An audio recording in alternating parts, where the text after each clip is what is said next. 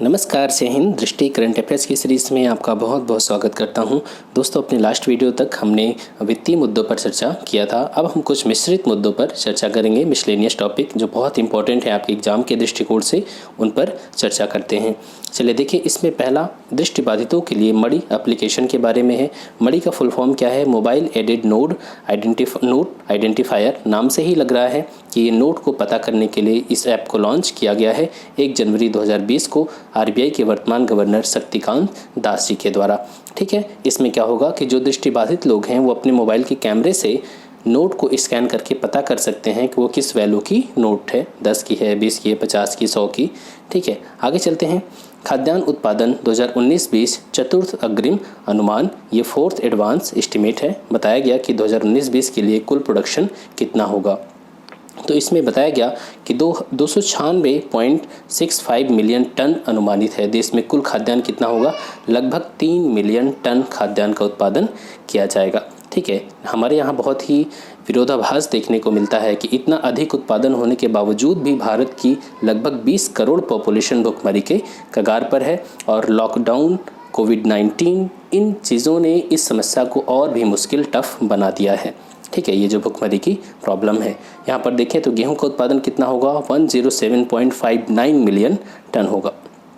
ठीक है, पल्सेस का उत्पादन लगभग 23 मिलियन टन और गन्ने का उत्पादन होगा 355 मिलियन टन।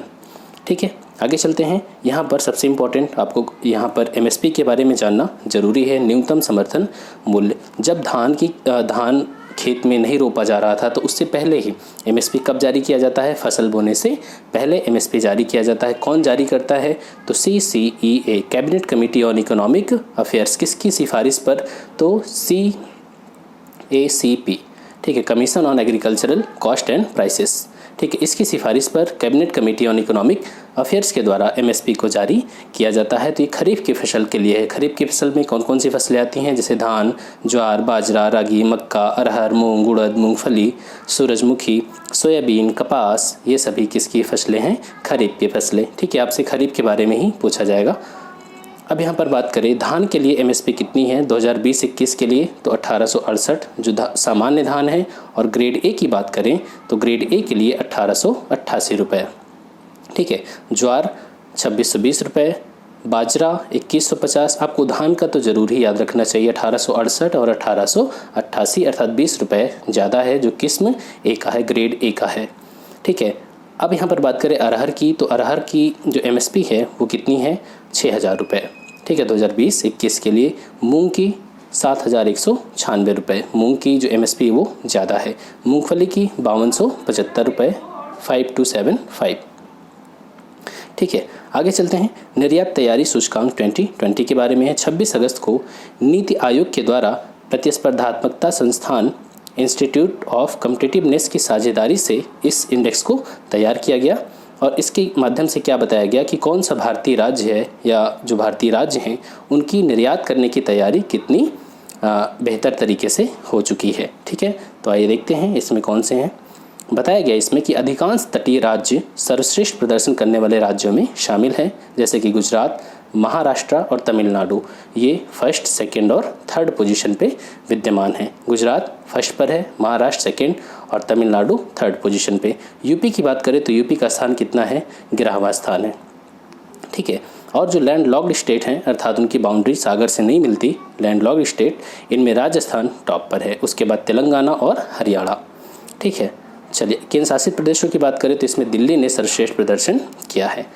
राज्य ऊर्जा दक्षता सूचकांक 2019 कब जारी किया गया? 10 जनवरी 2020 को। देखिए, आपको बताना चाहूँगा कि ये 2019 का इंडेक्स भले ही है, लेकिन जारी कब किया जा रहा है? जनवरी में। तो आपके एग्ज़ाम होने तक ये दोबारा इंडेक्स तो आएगा नहीं, क्योंकि ये जनवरी में जारी हो चुका है और इतनी जल्दी इंडेक्स नहीं आते, 1 साल तो टाइम लगता ही है। जहाँ पर अपडेट की ज़रूरत होगी उसे मैं अपडेट कर दूँगा। ठीक है, आप बिल्कुल ही निश्चिंत रहें, बेफिक्र रहें। अब यहाँ पर बात करें राज्य ऊर्जा दक्षता सूचकांक, तो इसे जारी किया गया केंद्रीय विद्युत मंत्रालय ने राज्य ऊर्जा दक्षता सूचकांक को जारी किया 2019 को। 2018 में पहला जारी हुआ था। आइए बात करते हैं इसमें। देखिए, इसमें किसकी मदद ली गई थी इस सूचकांक को बनाने में? तो ऊर्जा दक्षता Bureau of Energy Efficiency, BEE, और साथ में एक है AEEE Alliance for an Energy Efficient Economy, ठीक है। इन 2 संस्थाओं का सहयोग लिया गया था। अब यहाँ पर 4 श्रेणी में सभी राज्यों को रखा गया, फ्रंट रनर, अचीवर, कंटेंडर और एस्पायरेंट, ठीक है। लेकिन खास बात क्या है कि कोई भी राज्य फ्रंट रनर श्रेणी में स्थान नहीं बना पाया। जो राज्यों को स्थान मिला वो मिला अचीवर श्रेणी में, ठीक है। अचीवर में 3 राज्य आप देख सकते हैं, हरियाणा, कर्नाटका और केरल, इनको अचीवर श्रेणी में रखा गया, ठीक है। फ्रंट रनर में किसी भी स्टेट को जगह नहीं मिली। आगे चलते हैं।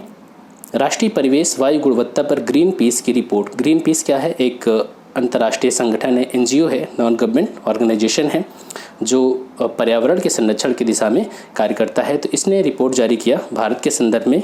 तो इसने बताया कि भारत का कौन सा शहर सबसे ज़्यादा प्रदूषित है PM10 के मामले में। तो झारखंड का झरिया शहर, ठीक है। चूँकि यहाँ पर कोयला वगैरह बहुत ज़्यादा होता है, तो यहाँ पर जो PM10 का लेवल है वो बहुत ज़्यादा है। PM10 क्या होता है? पार्टिकुलेट मैटर 10, ऐसे कण जिनका आकार जो होता है वो 10 माइक्रोन से कम होता है, ठीक है। 10 माइक्रोन से कम के जो पार्टिकुलेट मैटर होते हैं उन्हें PM10 कहा जाता है। तो इस मामले में झारखंड का झरिया शहर सबसे प्रदूषित है। और सबसे स्वच्छ शहर कौन सा है PM10 के मामले में? नॉर्थ ईस्ट का मिज़ोरम का लुंगलेई, ठीक है। मिज़ोरम का लुंगलेई, ठीक है, याद रखना है। और सबसे खास बात क्या है कि यूपी के 6 शहर शीर्ष 10 प्रदूषित शहरों में शामिल हैं, ठीक है। नोएडा, गाज़ियाबाद, बरेली, प्रयागराज, मुरादाबाद और फिरोजाबाद। हालांकि सरकार को अभी, हमारी सरकारों को कोई चिंता नहीं है कि इन शहरों में पॉल्यूशन का लेवल बढ़ रहा है। प्रयागराज जैसे शहरों में अभी भी जो डीजल से चलने वाले वाहन हैं, पेट्रोल से चलने वाले वाहन हैं, बहुत तेज़ी से आगे अभी चल रहे हैं। अभी CNG पर कोई भी दबाव नहीं दिया जा रहा। यही शहर जब पूरी तरीके से गैस चैम्बर बनने लगेंगे तब हाई कोर्ट, सुप्रीम कोर्ट का डिसीजन आएगा, उस पर भी कार्रवाई नहीं होगी। मरना तो फाइनली किसको है? आम जनता को है, ठीक है। तो यहाँ पर आप देख सकते हैं यूपी के 6 शहर शीर्ष 10 प्रदूषित शहरों में शामिल हैं। आगे चले। त्रिपुरा में पहला स्पेशल इकोनॉमिक जोन बनाया जा रहा है। ये त्रिपुरा का पहला स्पेशल इकोनॉमिक जोन है। सेज क्या होता है? एक इकोनॉमी में कॉन्सेप्ट आया स्पेशल इकोनॉमिक जोन। ऐसा जोन होता है जहाँ पर मुख्यतः एक्सपोर्ट करने के लिए वस्तुओं का प्रोडक्शन किया जाता है, एक्सपोर्ट के लिए। और यहाँ पर जो कानून होते हैं उनमें ढिलाई दे दी जाती है, ठीक है। साथ ही यहाँ पर FDI के नॉर्म्स जो होते हैं उनको ढील दिया जाता है ताकि यहाँ पर FDI ज़्यादा आए। तो इस तरीके से एक स्पेशल इकोनॉमिक जोन बना दिया जाता है। कहाँ पर स्थापित किया जा रहा है?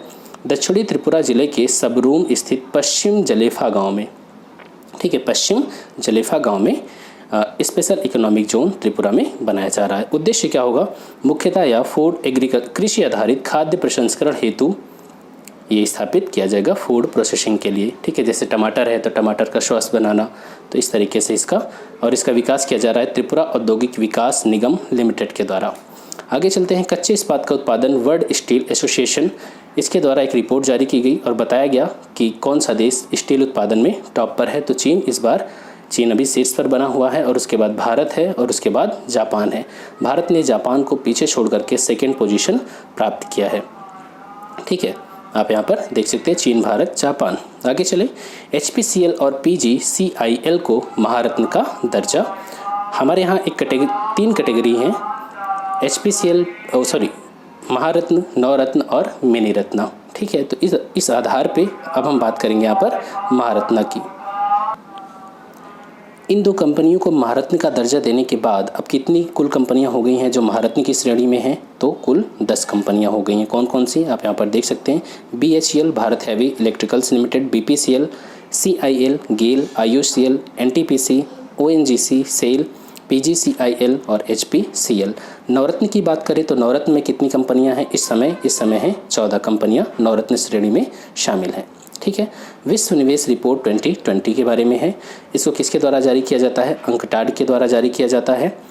अब यहाँ पर एक इस बार की जो थीम रही है उसकी थीम क्या थी? International production beyond the pandemic, ठीक है। चूँकि कोविड-19 की वजह से जो इन्वेस्टमेंट रही है एक देश से दूसरे देश में, वो उसमें बहुत ही बाधा पहुंची है, ठीक है। तो यहाँ पर इसमें बताया गया रिपोर्ट में कि जो इन्वेस्टमेंट रहा है वो इस बार कम होने का अनुमान है। FDI का जो फ्लो होगा वो 40% तक कम होने का अनुमान है। ये 2005 के बाद पहला ऐसा अवसर होगा जब इन्वेस्टमेंट FDI में कमी आएगी, ठीक है। अब यहाँ पर आप देख सकते हैं 2019 की रैंकिंग में FDI आकर्षित करने वाले शीर्ष 20 देशों में भारत का स्थान कहाँ पर है?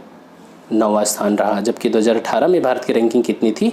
12वीं थी। अर्थात FDI हमारे यहाँ ज़्यादा अब धीरे धीरे आ रहा है। जैसे जैसे ईज ऑफ डूइंग बिजनेस में हमारी रैंकिंग इंप्रूव हो रही है तो FDI भी भारत में बाहर से आ रहा है।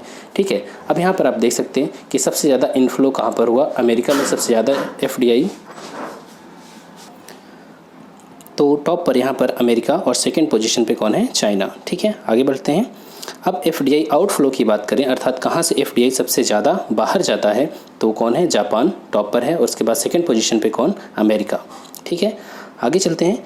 वैश्विक धन प्रेषण 2019 के बारे में है। इस डेटा को कौन जारी करता है? वर्ल्ड बैंक जारी करता है और ये बताता है कि जो रेमिटेंस है किस देश से किस देश की ओर ज़्यादा जा रहा है। ठीक है, तो अब यहाँ पर आप देख सकते हैं, हालांकि इस बार इसमें गिरावट दर्ज की गई है। क्यों? 19.7% की गिरावट दर्ज की गई। रीज़न क्या है? कोविड-19। और आपको ये भी पता है कि ऑपरेशन या वंदे भारत मिशन के तहत खाड़ी देशों से बहुत सारे भारतीयों को इंडिया वापस लाया गया और खाड़ी देश हमारे लिए रेमिटेंस का बहुत बड़ा सोर्स थे। ठीक है, तो आप यहाँ पर देख सकते हैं किस देश में सबसे ज़्यादा विदेशों से धन आता है, तो आप देख सकते हैं सबसे पहले यहाँ पर भारत। ठीक है, कितना आया? $83.1 बिलियन। और उसके बाद सेकंड पोजीशन पे कौन है? China, $68.4 billion. तो आपको याद रखना है भारत में विदेशी धन सबसे ज़्यादा आता है, अर्थात भारतीयों के द्वारा ही वो धन भारत भेजा जाता है। ऐसे भारतीय जो बाहर काम कर रहे हैं और अपने देश को पैसा भेज रहे हैं। क्लियर हो गया? आगे चलते हैं। मानव विकास रिपोर्ट 2019 के बारे में है। देखिए, ये रिपोर्ट जारी की गई 9 दिसंबर 2019 को, तो इसमें देख लेते हैं। और HDI के बारे में हमने बात किया था जब हम मल्टी डायमेंशनल पॉवर्टी इंडेक्स के बारे में बात किया था, तभी हमने HDI के बारे में भी देखा था। कौन जारी करता है इसको? तो यूनाइटेड नेशन डेवलपमेंट प्रोग्राम अर्थात UNDP, इसके द्वारा HDR को जारी किया जाता है। आइए बात करते हैं अब रैंकिंग की। तो आप यहाँ पर देख सकते हैं नॉर्वे टॉप पर है। इसकी वैल्यू कितनी है? 0.954। और याद रखना आपकी HDI की जो वैल्यू होती है वो 0 से 1 के बीच ही होती है। ठीक है, कभी भी 0 से माइनस में वैल्यू नहीं होगी और 1 से ज़्यादा वैल्यू नहीं होती है। तो नॉर्वे टॉप पर है कितनी वैल्यू के साथ? 0.954। और सबसे दयनीय स्थिति किसकी है? तो वो नाइजर की है, 189। अर्थात जो लास्ट रैंकिंग है, लास्ट अंतिम स्थान है, वो नाइजर को मिला। ठीक है, भारत की बात करें तो भारत का स्थान बहुत अच्छा नहीं है। इसमें भारत की पोजीशन है 129वीं। ठीक है, और 0.647 वैल्यू है भारत की HDI वैल्यू। ठीक है, चलिए आगे चलते हैं। अगर इसमें ब्रिक्स देशों की भी बात कर ले तो ब्रिक्स देशों में भी भारत क्या है? सबसे नीचे स्थान पे।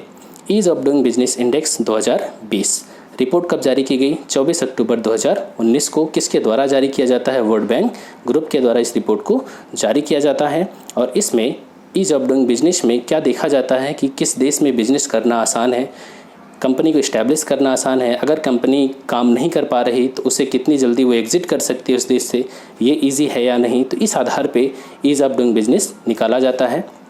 साथ में ये भी देखा जाता है कि बिजली कितनी जल्दी आप प्राप्त कर सकते हैं, बहुत सारे मानक हैं। अब यहाँ पर देखें तो ईज़ ऑफ डूइंग बिजनेस में न्यूजीलैंड शीर्ष पर है। ठीक है, और सिंगापुर को सेकंड पोजीशन प्राप्त हुआ। अब भारत की बात करें तो भारत यहाँ पर 63rd पोजीशन पे है। ठीक है, और सोमालिया को अंतिम स्थान प्राप्त हुआ है। भारत की रैंकिंग कितनी है? 63rd। जबकि जो ईज ऑफ डूइंग बिजनेस 2019 की रिपोर्ट थी उसमें भारत की पोजीशन कितनी थी? 77th थी। इसमें हमने 14 स्थानों का सुधार किया है। आगे चलते हैं। हुरून ग्लोबल रिच लिस्ट 2020 के बारे में है। हुरून रिसर्च इंस्टीट्यूट और सिमाऊ सेनकांग अंतर्राष्ट्रीय केंद्र के द्वारा इसे जारी किया जाता है, हुरून ग्लोबल रिच लिस्ट। इसमें बताया गया कि दुनिया में सबसे अमीर व्यक्ति कौन है। तो इसमें पहले नंबर पर कौन है? जेफ बेजोस, अमेजॉन के संस्थापक। बर्नार्ड अर्नाल्ड, ये हैं LVMH, ये लग्जरी गुड्स बनाती है। ठीक है, ये कंपनी, ये फ्रांस से हैं। और थर्ड नंबर पे हैं बिल गेट्स। यहाँ पर देखिए थर्ड नंबर पे बिल गेट्स हैं। अभी हम दूसरी रिपोर्ट देखेंगे फॉर्चून की, तो बिल गेट्स वहाँ पर सेकंड पोजीशन पे मिलेंगे। ठीक है, अब भारतीयों की बात करें, ये जो चूँकि ग्लोबल है तो इसमें भारत भी शामिल है। अब इसमें भारत के कुल 137 अरबपतियों को शामिल किया गया है। और स्वाभाविक सी बात है कि भारत में सबसे अमीर कौन है? मुकेश अंबानी। और वर्ल्ड में ये 9वें पोजीशन पर हैं, अर्थात टॉप 10 में इन्होंने जगह बनाई। एकमात्र भारतीय हैं जिन्होंने शीर्ष 10 में सूची में जगह बनाई। और हाँ, एक खास बात, 26 वर्षीय रितेश अग्रवाल सबसे युवा भारतीय अरबपति बने। ये रितेश अग्रवाल योयो कंपनी जो होटल्स के क्षेत्र में काम करती है, ठीक है, ओयो सॉरी। अब यहाँ पर देखें हुरून इंडिया परोपकारियों की सूची, इसमें क्या बताया जाएगा, ये भी वही संस्था है हुरून, तो इसने परोपकारियों की सूची जारी किया। इसमें क्या बताया गया कि कौन सबसे ज़्यादा दान करता है, और इसमें मानक क्या रखा गया कि जो 5 करोड़ रुपए से अधिक दान किया हो अप्रैल 2018 से मार्च 2019 के बीच। तो इसमें बताया गया HCL के चेयरमैन शिव नाडार, कौन, HCL के चेयरमैन शिव नाडार शीर्ष पर हैं। HCL कौन है, हिंदुस्तान कंप्यूटर्स लिमिटेड, ये भारत की एक कंपनी है जिसके MD कौन है, शिव नाडार। और इनकी एक NGO भी है शिव नाडार फाउंडेशन, जो बहुत सारे कल्याणकारी कार्य करता है। एक इनकी तरफ से एक स्कूल भी चलाया जाता है, विद्या ज्ञान, ठीक है, आप नेट पे जा कर के देख सकते हैं, वहाँ पर फ्री ऑफ कॉस्ट सारी चीज़ें होती हैं, बच्चे को एजुकेशन मिलता है। आगे चलते हैं, सूची में शामिल 6 महिलाओं में इन्फोसिस की रोहिणी नीलेकणी शिक्षा क्षेत्र के लिए दान स्वरूप 142 करोड़ रुपए का योगदान देते हुए शीर्ष पर समग्र रूप में 6ठे स्थान पर रही। अगर महिलाओं की बात करें तो महिलाओं में रोहिणी नीलेकणी, इन्होंने 142 करोड़ रुपए का दान दिया था। आगे चलते हैं वर्ल्ड गिविंग इंडेक्स 2019 के बारे में। इसको जारी किया जाता है चैरिटीज़ एड फाउंडेशन के द्वारा। ये नाम याद रखने की कोई ज़रूरत नहीं है, आप ये देख सकते हैं कि कौन सा देश सबसे ज़्यादा दान करता है, तो इसमें है संयुक्त राज्य अमेरिका, ठीक है, सबसे ज़्यादा दान करता है, जबकि चाइना सबसे नीचे स्थान पर है। हाँ, चाइना एक चीज़ में टॉप पर ज़रूर होगा, अगर उसे उच्च ब्याज दर पर लोन देने की बात आएगी तो टॉप पर मिलेगा, लेकिन दान की बात आ गई तो वो कहाँ पर है, सबसे नीचे है, ठीक है। भारत की बात करें तो भारत को 82 अर्थात 82वां स्थान प्राप्त हुआ है, और लास्ट ईयर ये 124वें स्थान पर था, ठीक है। फॉर्चून 40 अंडर 40, ये फॉर्चून पत्रिका है जो 40 अंडर 40 मतलब कि 40 लोगों की सूची जारी करती है जिनकी उम्र कितनी है, अंडर 40 है, 40 से कम है, ठीक है। और कितने क्षेत्रों में ऐसे प्रतिभाशाली युवाओं को शामिल किया गया है जो 5 श्रेणियों में बेहतरीन प्रदर्शन कर रहे हैं, जैसे कि टेक्नोलॉजी, स्वास्थ्य सेवा, वित्त, मीडिया और मनोरंजन। कौन कौन इसमें शामिल है तो आप देख सकते हैं, सीरम इंस्टीट्यूट ऑफ इंडिया के प्रमुख CEO अडार पूनावाला, सीरम इंस्टीट्यूट काफ़ी चर्चा में है, ठीक है, आप इसको देखिएगा ज़रूर, अडार पूनावाला। इसके अलावा बायजूस के बायजू रविचंद्रन, ये टेक्नोलॉजी की श्रेणी में है। रिलायंस जियो बोर्ड की डायरेक्टर ईशा अंबानी और आकाश अंबानी, दोनों ही मुकेश अंबानी के बच्चे, ये भी शामिल हैं। और शाओमी इंडिया जो चाइनीज़ कंपनी है, रेडमी जिसको आप बोलते हैं, इसके MD कौन है, मनु कुमार जैन, ये भी इस सूची में जगह बनाने में कामयाब रहे हैं। आगे चलते हैं, फॉर्चून ग्लोबल 500 2020। फॉर्चून मैगजीन क्या करती है, इसमें इसने जारी किया है 500 बड़ी सबसे बड़ी कंपनियों की सूची जारी किया है। तो सबसे बड़ी कंपनी कौन है इस समय, वॉलमार्ट है, ठीक है, वॉलमार्ट। और भारत की इसमें 7 कंपनियाँ शामिल है, और 7 कंपनियों में भी सबसे टॉप पर कौन है, रिलायंस इंडस्ट्रीज़ है। इसके अलावा IOC, Indian oil corporation, ONGC, state bank of India, ये सभी कंपनियां भी इसमें शामिल हैं। तो आपको याद रखना है, रिलायंस इंडस्ट्रीज़ टॉप पर है, 7 कंपनियां इस 500 बड़ी कंपनियों में शामिल है, और सबसे बड़ी कंपनी कौन सी है, वॉलमार्ट। आगे चलें, अरबपतियों की फोर्ब्स सूची 2020, 7 अप्रैल 2020 को ये रिपोर्ट जारी की जाती है। और इसमें आप ध्यान से देखें तो जो अगर सबसे अमीर व्यक्तियों की उनकी संपत्ति देखें तो $8 ट्रिलियन है, $8 ट्रिलियन। अभी भारत की इकोनॉमी ही $3 ट्रिलियन नहीं पहुंच पाई, जबकि अब सबसे अमीर व्यक्तियों की कुल संपत्ति कितनी है, $8 ट्रिलियन, ठीक है। अब यहाँ पर आइए देख लेते हैं, इसमें सबसे अमीर कौन है फोर्ब्स के अकॉर्डिंग, तो जेफ बेजोस ही हैं, ठीक है। अब यहाँ पर सेकेंड नंबर पर कौन है, बिल गेट्स हैं, ठीक है। मैंने अभी पीछे आपको बताया था कि माइक्रोसॉफ्ट के जो संस्थापक इस रिपोर्ट में सेकेंड पोजीशन पे हैं, और यहाँ पर थर्ड पोजीशन पे आ गए बर्नार्ड अर्नाल्ड, ठीक है, और जबकि वहाँ पर वो सेकेंड पोजीशन पे थे, ये अर्नाल्ड। और एक चीज़ और देख सकते हैं, मुकेश अंबानी, ये हमेशा भारत की जब भी बात आएगी तो ये इनको आप टॉप पर ही मानिए, ठीक है, और यहाँ पर कुछ भी इम्पोर्टेंट नहीं है। आगे चलें, फॉर्चून इंडिया 500। अब इसमें इंडिया के बारे में बताया गया है, तो इंडिया के बारे में देखें तो रिलायंस इंडस्ट्रीज़ लिमिटेड को टॉप पर जगह मिला, अर्थात ये जो कंपनी है टॉप पर है, अर्थात सबसे बड़ी भारत की कंपनी है, ठीक है। अब यहाँ पर एक चीज़ और देख सकते हैं, फोर्ब्स 100 सर्वाधिक शक्तिशाली महिलाओं की सूची। फोर्ब्स कई लिस्ट जारी करती है, जिसमें एक लिस्ट ये भी है कि जो 100 सर्वाधिक शक्तिशाली महिलाएं हैं उनमें कौन कौन शामिल हैं। तो ये देख लेते हैं। जर्मनी की चांसलर एंजेला मार्केल लगातार 9वें वर्ष विश्व की सर्वाधिक शक्तिशाली महिला घोषित की गई हैं, ठीक है। और क्रिस्टीन लिगार्ड, इन्हें सेकेंड पोजीशन पे रखा गया है। अब इसमें भारत का कोई कौन है? नहीं, इसमें कोई भी नहीं। आगे देखते हैं। हाँ, इसमें था बट ठीक है, मैं इसको अपडेट कर दूंगा, ठीक है। चलते हैं आगे। Business to consumer E commerce index के बारे में है। बिजनेस टू कंज्यूमर का मतलब क्या हो गया कि बहुत सारे बिजनेस ऐसे होते हैं जो बिजनेस टू बिजनेस चलते हैं। जैसे कि भारत की एक कंपनी कोई ऑनलाइन ट्रेडिंग करती है किसी दूसरी कंपनी के लिए, प्रोडक्ट उसको बेचती है, तो ये बिजनेस टू बिजनेस हुआ। बिजनेस टू कंज्यूमर का मतलब जैसे अमेज़न है, फ्लिपकार्ट है, ये बिजनेस टू कंज्यूमर काम करती है। तो इसी संदर्भ में एक इंडेक्स निकाला गया। इसमें देखा गया कि किस देश में सबसे ज़्यादा ऑनलाइन ये बिजनेस चलता है। तो आप यहाँ पर देख सकते हैं नीदरलैंड में सबसे ज़्यादा ये इंडेक्स में, इस इंडेक्स में नीदरलैंड टॉप पर है। भारत की बात करें तो भारत 152 देशों की सूची में किस पोजीशन पर है? 73rd, अर्थात 73वें स्थान पर विद्यमान है। आगे चलें। वैश्विक लैंगिक अंतराल सूचकांक, ग्लोबल जेंडर गैप इंडेक्स के बारे में कौन जारी करता है इसे? तो वर्ल्ड इकोनॉमिक फोरम के द्वारा इसे हर साल जारी किया जाता है। इसमें यह देखा जाता है कि किस देश में लैंगिक आधार पे समानता असमानता विद्यमान है, ठीक है, लैंगिक अंतराल। आइए देख लेते हैं। आइसलैंड को सबसे कम लैंगिक भेदभाव वाला देश माना गया है। आप इस डेटा को निबंध और मेंस की आंसर राइटिंग में भी यूज़ कर सकते हैं, ठीक है। जब भारत की बात आएगी, आइसलैंड में सबसे कम लैंगिक भेदभाव होता है, अर्थात वहाँ पर महिला पुरुष के वेतन में बहुत ज़्यादा अंतर देखने को नहीं मिलेगा, उनके फीमेल होने पर उनसे बहुत ज़्यादा भेदभाव नहीं किया जाएगा। तो आइसलैंड में सबसे कम लैंगिक भेदभाव होता है। और अगर भारत की बात करें तो आप देख सकते हैं यहाँ पर भारत का स्थान 153 देशों की सूची में 112वां है, ठीक है। जबकि विगत रिपोर्ट में इसका स्थान क्या था? 108वां था। अर्थात हम 4 पोजीशन क्या हो गए? भारत की रैंकिंग 4 पोजीशन नीचे गिरी है, अर्थात लैंगिक भेदभाव क्या हुआ है? बढ़ा है, ठीक है। आगे चलते हैं। फोर्ब्स इंडिया रिच लिस्ट 2019 के बारे में है। ये रिपोर्ट जारी की गई थी 10 अक्टूबर 2019। अगर नई रिपोर्ट आएगी तो उसे मैं अपडेट कर दूंगा, लेकिन याद रखिएगा रिपोर्ट नई आती रहेगी लेकिन नाम नहीं बदलेगा। तो नाम रिलायंस इंडस्ट्रीज़ के प्रमुख कौन है? मुकेश अंबानी, यही सबसे धनी भारतीय हैं, ठीक है।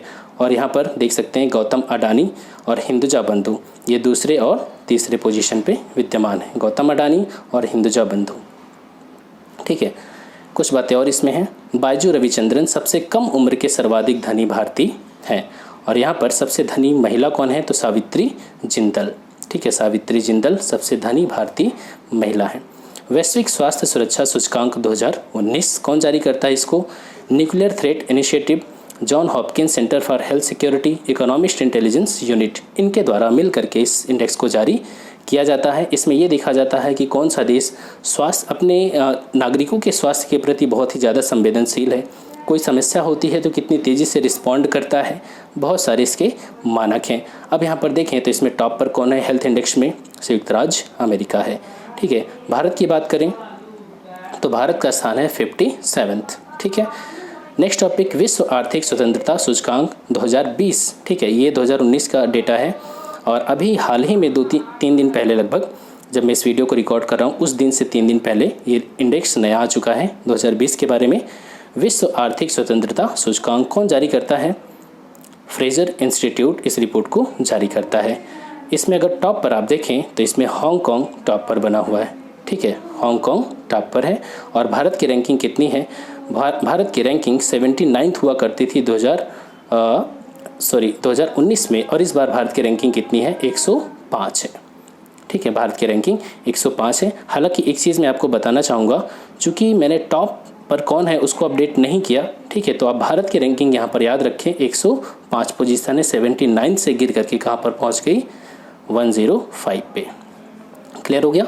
तो इस वीडियो में इतना ही। मुझे उम्मीद है आपको ये चीज़ें पसंद आई, और प्लीज़ वीडियो को लाइक करना और चैनल को सब्सक्राइब करना ना भूलें। Thanks for watching, keep smiling.